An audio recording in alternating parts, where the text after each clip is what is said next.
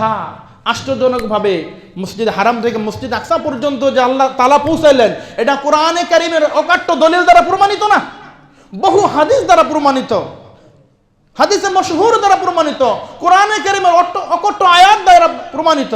তাহলে এই মেরাজকে যদি কেউ অস্বীকার করে ঈমান থাকবে? কিছু পাগল আছে, কিছু পাগল, এদেরকে বলি পাগল, এরা রাসূলের মেরাজকে অস্বীকার করে। আরেক দল আছে কয় রাসূলের মেরাজটা হয়েছে স্বপ্নে। আরে গাধা, রাসূলের মেরাজটা স্বপ্নে না, রাসূলের মেরাজটা আল্লাহ তাআলা সশরীরে করেছেন। সুবহানাল্লাহ। নবীজি বোরাকে উঠেছেন, রফরফে উঠেছেন, জান্নাতের মসনদ দেখলেন, জান্নাতের সিংহাসনে বসলেন, এরপরে আল্লাহ তাআলার সাথে কথোপকথন করলেন, হাদিয়া দিলেন, হাদিয়া নিলেন, উম্মতের জন্য দোয়া করলেন, সব কিছু তো নবীজির সশরীরে হয়েছে। আল্লাহু আকবার। বলে এজন্য আল্লাহর কোরআনের বিধানকে অকাট্য দলিল দ্বারা যেটা প্রমাণিত, এটাকে বিশ্বাস করতে হবে। নবীজির মেরাজ এটা সশরীরে হয়েছে। বলেন, নবীজির মেরাজ এটা সশরীরে হয়েছে, জাগ্রত অবস্থায় হয়েছে। নবী করিম সাল্লাল্লাহু আলাইহি সাল্লাম এবার আবার আরশে আযীম থেকে চলে আসলেন বাইতুল মুকাদ্দাসে আবার বুরাক করে আসলেন মক্কা মুআজ্জামায়। মক্কা মুআজ্জামায় যখন আসলেন, আসার পরে নবী করিম সাল্লাল্লাহু আলাইহি সাল্লাম এবার সংবাদ দিচ্ছেন, মক্কার কাফের মুশরিক পুতলিকদেরকে সংবাদ দিচ্ছেন, গত রাত্রে আল্লাহ তাআলা আমাকে ডেকেছিলেন, আমি আরশে আযীমে আল্লাহ তাআলার দিদারে ধন্য হয়েছি। সুবহানাল্লাহ। মক্কার কাফের মুশরিকরা কয়, এই লোকটা পাগল নাকি? আগে তো মনে করছিলাম আধা পাগল, এখন তো দেখি পুরা পাগল। নাউজুবিল্লাহ, নাউজুবিল্লাহ, জোরে কন। কেন? তুমি কি কইতাছ? এক রাতের মধ্যে তুমি বোঝো কিছু? বয়ানের শুরুতে যারা ছিলেন তারা আলোচনা শুনেছেন, তারা বুঝতে পেরেছেন, যারা আসেন নাই তারা বুঝেন নাই, তারা পান নাই। আসমান থেকে, জমিন থেকে আসমানের দূরত্ব কতটুকু, বিজ্ঞানীদের অভিমত কি, সায়েন্স কি বলে সেই বিষয় সম্পর্কে, যে কত দূর পরিমাণ। একটা তারকা যার নাম ছিল কুয়াশা, সেই কুয়াশা আলোকবর্ষে, আলোর গতি সেকেন্ডে 1,83,000 মাইল চলতে পারে, যাইতে পারে। এরকম যদি 1,000 কোটি বছর যদি অতিক্রম করে, তাহলে যাবে হলো এই দুনিয়া থেকে সিদরাতুল মুনতাহা পর্যন্ত, যে প্রথম যে একটা তারকা আছে সপ্তম আসমানে, সর্বশেষ তারকা গিয়ে সেখানে পৌঁছতে পারবে। এই সিদরাতুল মুনতাহা থেকে আল্লাহর আরশ কত দূর? বলে জমিন থেকে আসমানের দূরত্ব যত, বলে তার চাইতে 7 গুণ দূরত্ব হচ্ছে আল্লাহর আরশ। সুবহানাল্লাহ। আল্লাহর আরশ থেকে এরপরে আল্লাহর কুরসি, এই কুরসিটা আরো দূরে, কুরসির উপরে মহান রব্বুল আলামিন আল্লাহ পাক বসে আছেন। সুবহানাল্লাহ। আর কুরসির নিচে যে চেয়ার, ওই চেয়ারের মধ্যে এই 7 তবক এই আসমানটা একটা বাতির মতো ঝুলে আছে। সুবহানাল্লাহ।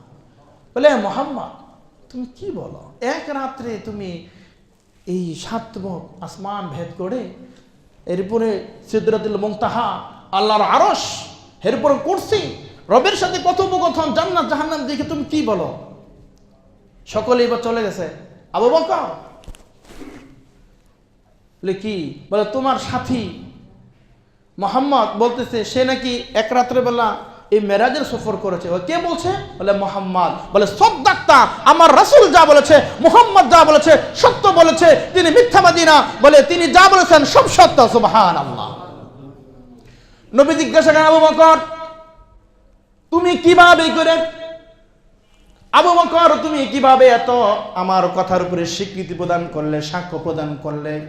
আবু বকর বলে, ইয়া রাসূলুল্লাহ, আপনার নাম আস-সিদুকুল আমিন, আপনি সত্যবাদী, আপনি জীবনে কখনো মিথ্যা কথা বলেন নাই, আপনি আস-সিদুকুল আমিন। এই নামটা তো মক্কার কাফের মুশরিকরা দিয়েছে, আপনি সত্যবাদী, আল আমিন, আপনি মিথ্যা বলেন না, আপনি যা বলেছেন সাদ্দাক্তা, আপনি সত্য কথা বলেছেন।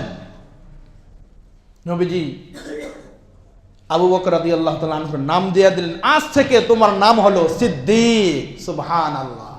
दुनिया की सदाकत में तेरा नाम रहेगा, बकर तेरा नाम से इस्लाम रहेगा, दुनिया की अदालत में तेरा नाम रहेगा, उमर तेरा नाम से इस्लाम रहेगा, दुनिया की सदाकत में तेरा नाम रहेगा, इस्लाम की बुलबुल से नाम रहेगा।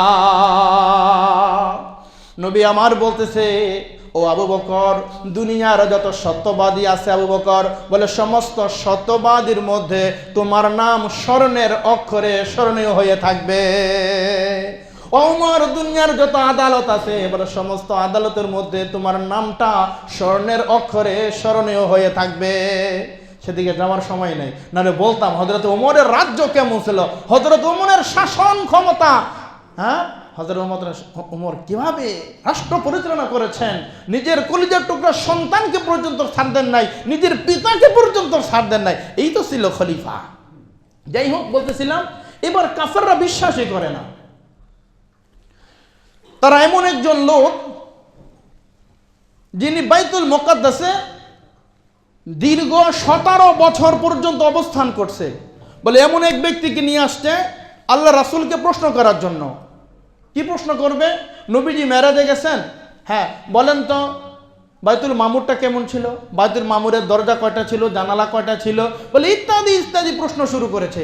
রাসূল প্রথমে একটু ভয় পেয়ে গেলেন। আমি তো গেছি আল্লাহর দিদারের ধন্য হওয়ার জন্য, আমি তো এই মসজিদে আপনারা আসছেন নামাজ পড়ার জন্য, জানালা কয়টা শিক আছে, কয়টা রড আছে, কেউ ওইগুলো গণবে?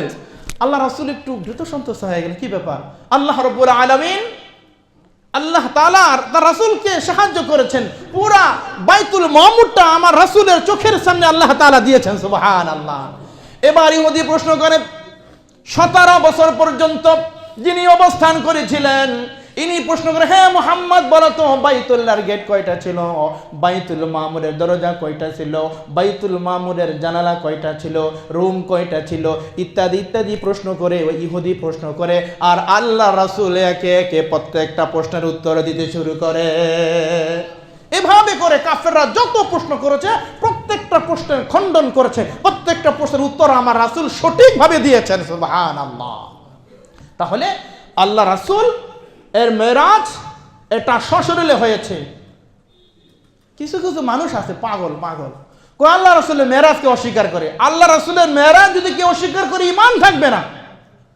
ঈমান কেমনে থাকবে? সূরা বনী ইসরাঈল 15 নম্বর পারার প্রথম পৃষ্ঠার প্রথম আয়াত, সুবহানাল্লাযী আসরা বিআবদিহি লাইলাম মিনাল মাসজিদিল হারাম।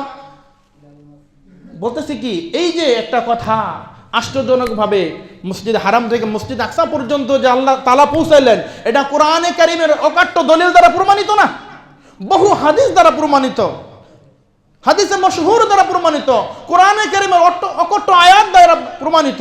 তাহলে এই মেরাজকে যদি কেউ অস্বীকার করে ঈমান থাকবে? কিছু পাগল আছে, কিছু পাগল, এদেরকে বলি পাগল, এরা রাসূলের মেরাজকে অস্বীকার করে। আরেক দল আছে রাসূলের মেরাজটা হয়েছে স্বপ্নে। আরে গাধা, রাসূলের মেরাজটা স্বপ্নে না, রাসূলের মেরাজটা আল্লাহ তাআলা সশরীরে করেছেন। সুবহানাল্লাহ। নবীজি বোরাকে উঠেছেন, রফরফে উঠেছেন, জান্নাতের মস্তক দেখলেন, জান্নাতের সিংহাসনে বসলেন, এরপরে আল্লাহ তাআলার সাথে কথোপকথন করলেন, হাদিয়া দিলেন, হাদিয়া নিলেন, উম্মতের জন্য দোয়া করলেন, সব কিছু তো নবীজির সশরীরে হয়েছে। আল্লাহু আকবার। বলে এজন্য আল্লাহর কোরআনের বিধানকে অকাট্য দলিল দ্বারা যেটা প্রমাণিত এটাকে বিশ্বাস করতে হবে। নবীজির মেরাজ এটা সশরীরে হয়েছে। বলেন, নবীজির মেরাজ এটা সশরীরে হয়েছে, জাগ্রত অবস্থায় হয়েছে। এই উম্মতের জন্য নবী হাদিয়া নিয়ে আসছেন, এই মেরাজ অস্বীকার করার সুযোগ নাই। এজন্য প্রতি বছর তো সময় হয় না আলোচনা করার, বলে 2-3 বছর পরে একবার এই মেরাজের আলোচনা আপনাদের যখন আপনাদের কর্ণকুহরে পৌঁছায় তখন বুঝে আসে যে আসলে এই মেরাজের কি একটা মর্মান্তিক ঘটনা, কি একটা অবস্থা। আর বিস্তৃত আলোচনা ছিল, হ্যাঁ বলে 3 থেকে 4 জুমা আলোচনা করলেও অসম্ভব না। আমি অতি সংক্ষেপের মধ্যে 2 থেকে 3 জুমার মধ্যে একেবারে আপনাদের সংক্ষিপ্ত আকারে আল্লাহ রাসূলের মেরাজ দিয়ে দিলাম। এই মেরাজ থেকে আমাদের কি শিক্ষণীয়? মেরাজ থেকে শিক্ষণীয় হলো 5 ওয়াক্ত নামাজ আদায় করতে হবে, আল্লাহর সাথে কাউকে শিরিক করা যাবে না, হালাল হারামের পার্থক্য বুঝতে হবে, ঈমান আমলকে ঠিক রাখতে হবে, হ্যাঁ বলে আল্লাহর হুকুম মানতে হবে, নাফরমানি থেকে বেঁচে থাকতে হবে।